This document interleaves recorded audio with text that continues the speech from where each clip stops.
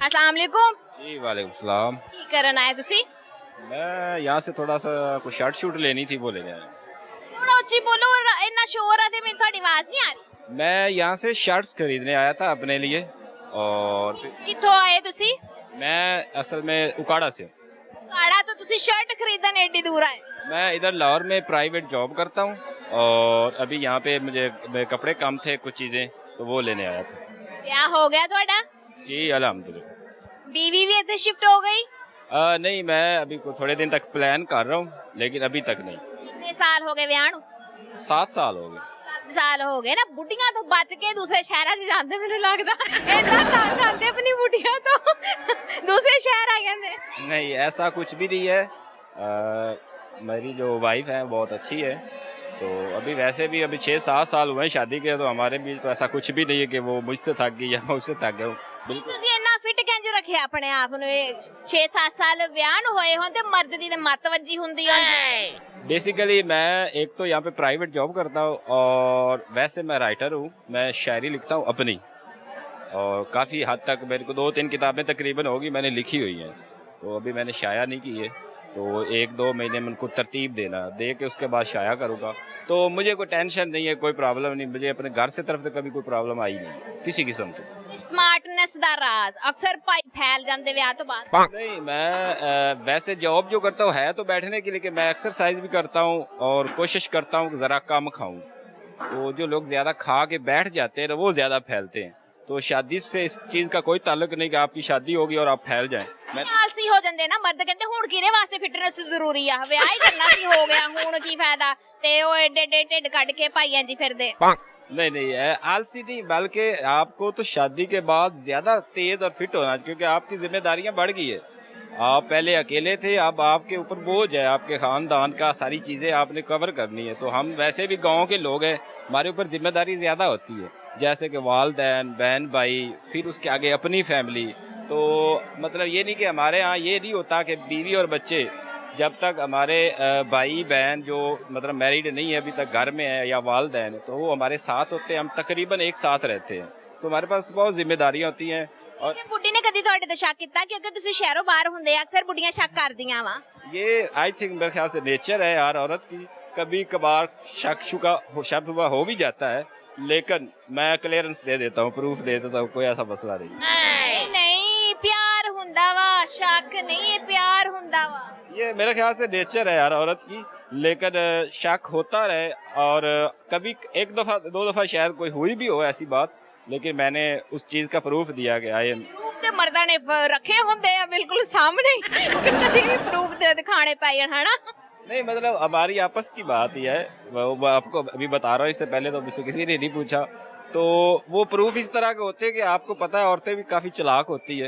तो मासूम होंदियां, देखो कितनी मासूम है मैं, बहुत मासूम होंदी। ये आप खुद को ही देख ले कि आप कितनी मासूम है। मैं तो कहनी मैं बहुत मासूम हूं। कहने से अब मैं भी कह रहा हूँ कि मैं बेगुनाह हूँ, लेकिन आप नहीं मान रही। तो अपने कहने से कोई नहीं होता मासूम। कोई भी अच्छा या बुरा तब होता है जब उसे लोग कहते हैं।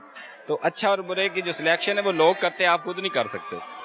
अच्छा चलो मेरे सवाल देना जवाब तुसी दसना है, किहदी शैड साया नहीं हुंदा? मेरे इल्म के मुताबिक तो रोज़ा रसूल का साया नहीं है, और तो अलावा शैव चीज़ है कोई साया। किस साया की भाई? एक तो परछावा जो पंजाबी में हम कहते हैं। मैं कहंदी साये नु दफा मारो। तुसी शायरी कर सकते हो ना, मतलब लिखदे हो, राइटर हो, शेर सुना दो। ये मैंने एक शायरी लिखी थी पिछले। अच्छा, मैं भी ये कहने वाला था, पहले देख रहा था आपके बाजू थक गए और मेरा कद भी थोड़ा सा बड़ा है। मैं ना पिछले दिनों, ये अभी जो पाक इंडिया ये वॉर हुआ था, तो इन दिनों मैंने एक शायरी लिखी थी। आपको मेरी आवाज़ आ रही है? वो शायरी थी कि हम आपस के इख्तलाफात जब हवाओं में उड़ा देते हैं, हम आपस के इख्तलाफात जब हवाओं में उड़ा देते हैं, तो फिर गरूर से भरे राफेल भी मिट्टी में मिला देते हैं। हम आपस के इख्तलाफात जब हवाओं में उड़ा देते हैं, तो फिर गरूर से भरे राफेल भी मिट्टी में मिला देते हैं। कोई छोटे जहन का आदमी जब हमें छोटा समझता है, तो फिर अभिनंदन को चाय पिलाकर अपना बड़ापन दिखा देते हैं। हम गरूर से भरे राफेल भी मिट्टी में मिला देते हैं। हमसे उलझने की कोशिश न कर, हमसे उलझने की कोशिश न कर, पानी पे कश्ती चलाने वाले, तुझे तारीख ने बताया नहीं, हम कश्तियाँ पहाड़ों पे चढ़ा देते हैं। और नामुमकिन को मुमकिन करना हमसे सीख ए बुज़दिल दुश्मन, हम तो वो हैं जो सहराओं में घोड़े दौड़ा देते हैं और राफेल को मट्टी में मिला देते हैं। और आखिरी शेर है कि अपनी फ़ौज की तादाद पे मत जाना, अपनी फ़ौज की तादाद पे मत जाना, महज एक हजूम के वारिस, अपनी फ़ौज की तादाद पे मत जाना, महज एक हजूम के वारिस, हम 313 वाले हैं, हम तो फरिश्ते बुला लेते हैं।